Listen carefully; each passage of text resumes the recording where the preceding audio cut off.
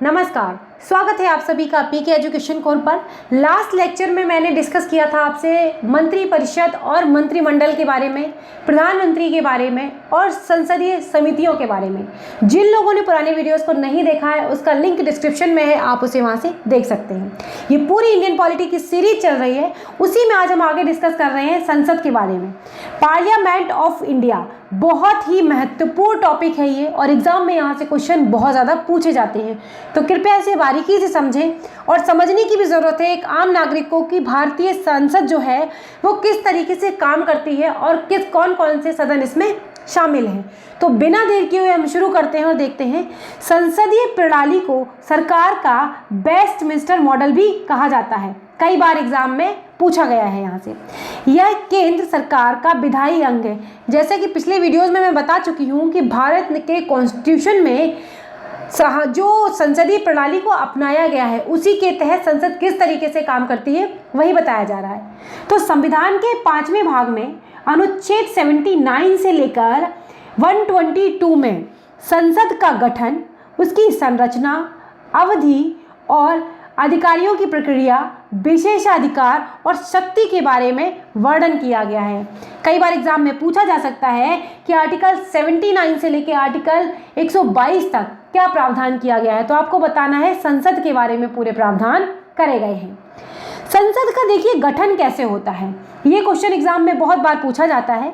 तो संविधान के अनुच्छेद 79 के अनुसार संघ के लिए एक संसद होगी जो बनेगी किस किस से मिलकर, राष्ट्रपति से, और दोनों सदनों से मिलकर बनेगी। उच्च सदन राज्यसभा और निम्न सदन लोकसभा। देखिए ये पूरा एक तरीके का क्वेश्चन ही है कि राष्ट्रपति, राज्यसभा, लोकसभा से मिलकर बनती है संसद। ये बहुत ही इंपॉर्टेंट फैक्ट है और बहुत बार एग्जाम में पूछा गया है। 1954 में राज्य परिषद एवं जनता के सदन के स्थान पर क्रमशः राज्यसभा उच्च सदन और लोकसभा निम्न सदन को अपनाया गया। उससे पहले क्या थे, ये राज्य परिषद और जनता के सदन के रूप में थे।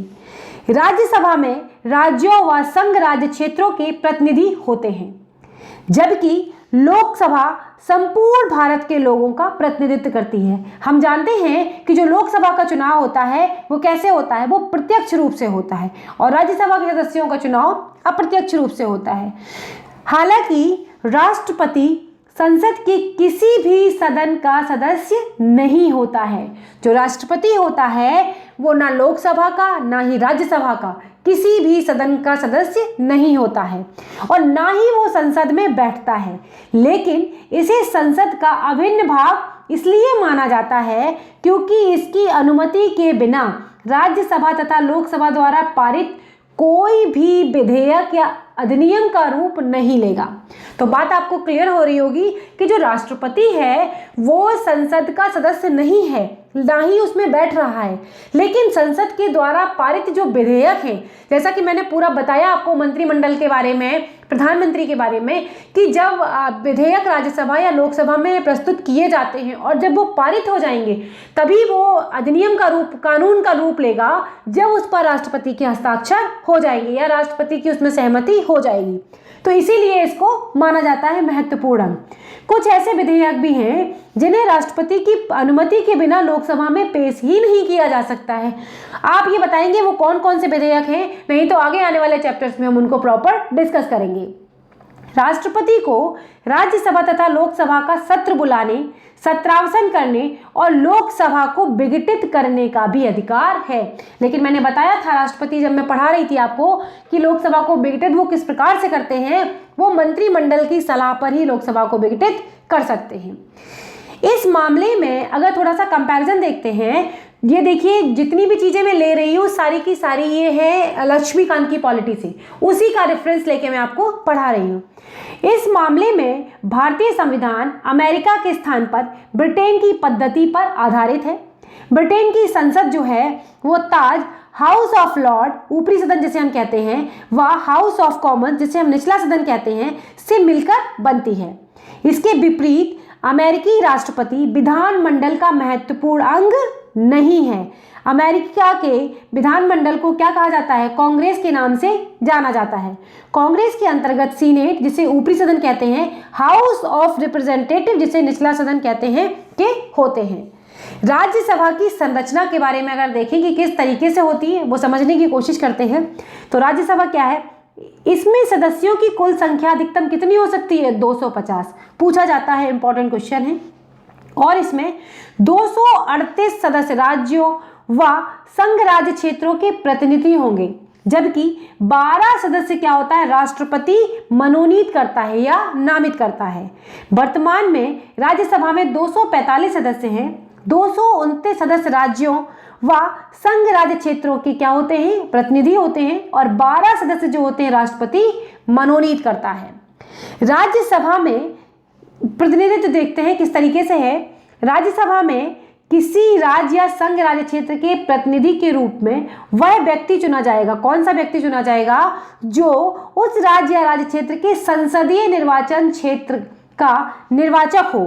और चुनाव राज्यसभा की सीटों का बंटवारा जो होता है वो उनकी जनसंख्या के आधार पर किया जाता है, क्योंकि अगर किसी राज्य की जनसंख्या ज़्यादा है और किसी राज्य की जनसंख्या अधिक है तो फिर कैसे अनुपात रखा जाएगा? तो उसी के लिए जनसंख्या के आधार पर ही इनको अनुपातिक तौर पर किया जाता है। इसलिए राज्य के प्रतिनिधियों की संख्या अलग अलग राज्यों में अलग अलग होती है। अगर हम बात करें, उत्तर प्रदेश में 31 सदस्य हैं और त्रिपुरा में केवल 1 सदस्य है, तो इनको जनसंख्या के हिसाब से ही बांटा जाता है। संघ राज्य क्षेत्रों का प्रतिनिधित्व की बात करते हैं तो इसमें क्या है? राज्यसभा में संघ राज्य क्षेत्रों का प्रत्येक प्रतिनिधि जो होगा इस कार्य के लिए निर्मित एक निर्वाचक मंडल द्वारा चुना जाएगा। एक निर्वाचक मंडल होता है, उसके द्वारा इसको चुना जाता है। यह चुनाव होता कैसे है? आनुपातिक प्रतिनिधित्व के अनुसार एकल संक्रमणीय मत के द्वारा किया जाता है। ये टर्म मैंने आपको पूरा, जब मैं राष्ट्रपति पढ़ा रही थी, मैंने आपको बहुत अच्छे से समझाया है। अगर आपने वो वीडियो नहीं देखा है तो आप वहां जाकर देख सकते हैं। 7 संघ राज्य क्षेत्रों में से केवल 2 दिल्ली और पुदुचेरी के प्रतिनिधि राज्यसभा में शामिल हैं। अन्य 5 में क्या है कि संघ शासित प्रदेशों की जो संख्या है तुलनात्मक रूप से काफी कम है, तो इसलिए उनको राज्यसभा में अलग से प्रतिनिधित्व प्राप्त नहीं दिया गया है। नामित व निर्देशित सदस्य देखते हैं। राष्ट्रपति राज्यसभा में ऐसे 12 सदस्यों को मनोनीत करता है जिन्हें कला, साहित्य, विज्ञान और समाज सेवा विषयों के संबंध में विशेष ज्ञान या व्यवहारिक अनुभव होता है। ये जो 4 पॉइंट है ना, ये बहुत ज़्यादा महत्वपूर्ण है, क्योंकि स्टेटमेंट में कई बार यूपीएससी में ये पूछा गया है कि जो राज्यसभा में नामित करते हैं वो कितने तरीके के लोगों को नामित कर सकते हैं राष्ट्रपति। तो आपको पता होना चाहिए कला, साहित्य, विज्ञान, समाज। अगर आप इसे देखें कि किसी भी तरीके से ट्रिक बनाइए, कुछ भी करिए, अगर आप भूल जाते हैं तो आपको ये याद रखना बहुत ज़रूरी है, क्योंकि यहाँ से क्वेश्चंस उठते हैं। तो ऐसे संबंधों के विषय में जानकारी होना आवश्यक है। एक तरीके का इनका जो व्यवहारिक अनुभव होता है, ये बिना चुने हुए प्रतिनिधि होते हैं और वहाँ पर राज्यसभा में पहुँच सकते हैं, और विशेषज्ञ होते हैं, ये प्रसिद्ध व्यक्ति होते हैं, इसलिए इनको लेना जरूरी होता है। तो ऐसे 12 लोगों को राष्ट्रपति मनोनीत करते हैं। अब देखते हैं लोकसभा की संरचना कैसी है। लोकसभा की संरचना में संविधान का अनुच्छेद 81 लोकसभा की संरचना को परिभाषित करता है। इसमें कहा गया है कि सदन में 550 से अधिक निर्वाचित सदस्य नहीं होंगे, जिनमें से राज्यों के प्रादेशिक निर्वाचित क्षेत्रों, प्रादेशिक निर्वाचन क्षेत्रों का मतलब है राज्य के अंदर से जो चीजें होंगी उसके हिसाब से समझा जाएगा, और वो निर्वाचन क्षेत्र से 530 से अधिक तथा संघ शासित प्रदेशों का प्रतिनिधित्व करने के लिए 20 से अधिक सदस्य नहीं होंगे। इसके अलावा अनुच्छेद 331 काफी इंपॉर्टेंट अनुच्छेद है, कई बार एग्जाम में पूछा गया है, के अनुसार राष्ट्रपति आंग्ल भारतीय समुदाय का प्रतिनिधित्व प्रदान करने के लिए अधिक से अधिक 2 व्यक्तियों को, कितने व्यक्तियों को? 2 व्यक्तियों को मनोनीत कर सकता है। इस प्रकार लोकसभा सदस्यों की अधिकतम संख्या 552 निश्चित की गई है, लेकिन वर्तमान में लोकसभा की जो सदस्यों की संख्या है वो है 545, जिसमें से 530 सदस्य जो हैं वो राज्यों से हैं और 13 सदस्य संघ राज्य क्षेत्रों से हैं और 2 सदस्य राष्ट्रपति द्वारा नामित या नाम निर्देशित एंग्लो इंडियन समुदाय से हैं। लोकसभा में आप जानते हैं समस्त देश का प्रतिनिधित्व करती है ये, और ये प्रत्यक्ष निर्वाचन के थ्रू इसके चुनाव होते हैं। लोकसभा का प्रतिनिधित्व, लोकसभा संसद का निम्न सदन है। इसके सदस्यों का निर्वाचन जनता द्वारा प्रत्यक्ष रूप से होता है। कई बार यह क्वेश्चन मेंस में पूछा जाता है कि लोकसभा और राज्यसभा में कौन अधिक पावरफुल है। तो जब आप इसके बारे में पूरा जानेंगे, कई जगहों पर राज्यसभा पावरफुल है, कई जगहों पर लोकसभा भी है। तो जब आप जनरली होता क्या है, उच्च सदन को हम कम पावरफुल मानते हैं, राज्यों का प्रतिनिधित्व कर रही है, लोकसभा के हिसाब से देखते हैं। तो जब आप इसका आंसर लिखेंगे तो बहुत ही संतुलित आंसर होता है। आप लोकसभा के फैक्टर्स जितने भी इंपॉर्टेंट हैं और राज्यसभा में जितनी भी चीज़ें हैं उनको जब आप लिखेंगे और समझेंगे तो आप देखेंगे अपने आंसर को जब आपको लिखना होगा तो बहुत ही तुलनात्मक रूप से लिखिएगा कि किस तरीके से राज्यसभा की शक्तियाँ ज़्यादा हैं और किस तरीके से लोकसभा की शक्तियाँ ज़्यादा हैं। आंसर राइटिंग ज़रूर करते रहिएगा, नोट्स बनाते रहिए, करंट अफेयर डेली पढ़िए, तभी आप किसी एग्जाम में सफल हो पाएंगे और आपको बहुत अच्छी रैंक भी हासिल हो जाएगी।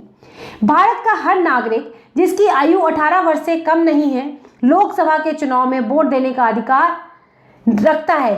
18 वर्ष से कम नहीं है तो वो क्या कर सकता है, मतलब मिनिमम एज 18 साल होनी चाहिए और जिसकी एज 18 साल है या उससे ज़्यादा है वो लोकसभा में वोट दे सकता है। और ये बताया गया अनुच्छेद 326 के अकॉर्डिंग। जब हम पढ़ेंगे ना निर्वाचन आयोग पूरा उसके बारे में तब आगे वहाँ पर समझेंगे।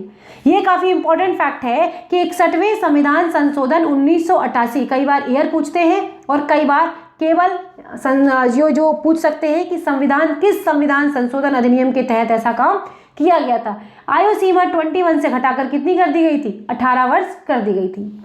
संघ राज्य क्षेत्रों का प्रतिनिधित्व, संविधान ने संसद को संघ राज्य क्षेत्रों के प्रतिनिधियों को चुनने की विधि के निर्धारण का अधिकार दिया हुआ है। इसी के तहत संसद ने संघ राज्य क्षेत्र अधिनियम 1965 बनाया जिसके तहत लोकसभा के सदस्य चुने जाते हैं। यदि एंग्लो इंडियन समुदाय का लोकसभा में पर्याप्त प्रतिनिधित्व नहीं होता है तो राष्ट्रपति इस समुदाय के 2 लोगों को नामित कर सकते हैं। अब क्या था कि शुरुआत में इसे क्या किया गया था, शुरुआत में इसे प्रावधान 1960 तक के लिए किया गया था, लेकिन 95वें संविधान संशोधन अधिनियम के द्वारा 2009 तक कर दिया गया था। इस उपबंध को बढ़ाकर 2020 तक के लिए बढ़ा दिया गया था 2009 के संशोधन अधिनियम द्वारा। इसके बारे में भी मैंने पूरा वीडियो बनाया है। जिन लोगों ने इस वीडियो को नहीं देखा है, मेरे करंट के टॉपिक में जाकर आप पीके एजुकेशन को टाइप करेंगे और करंट अफेयर के टॉपिक में ये अवेलेबल लिंक है, आप वहाँ से उसे देख सकते हैं। तो ये था पूरा वीडियो जो मैंने आपके संसद के बारे में, लोकसभा और राज्यसभा की संरचना के बारे में बताया। अगर आपको वीडियो अच्छा लगा है तो प्लीज़ लाइक करें, शेयर करें और अगर अभी तक आपने हमारे चैनल को सब्सक्राइब नहीं किया है तो प्लीज़ सब्सक्राइब करें, बेल आइकन को प्रेस करें ताकि जब भी मैं कोई नया वीडियो डालूं आप हमेशा हमसे जुड़े रहें। अगली वीडियो में फिर मिलेंगे दोस्तों। नमस्कार, बाय बाय।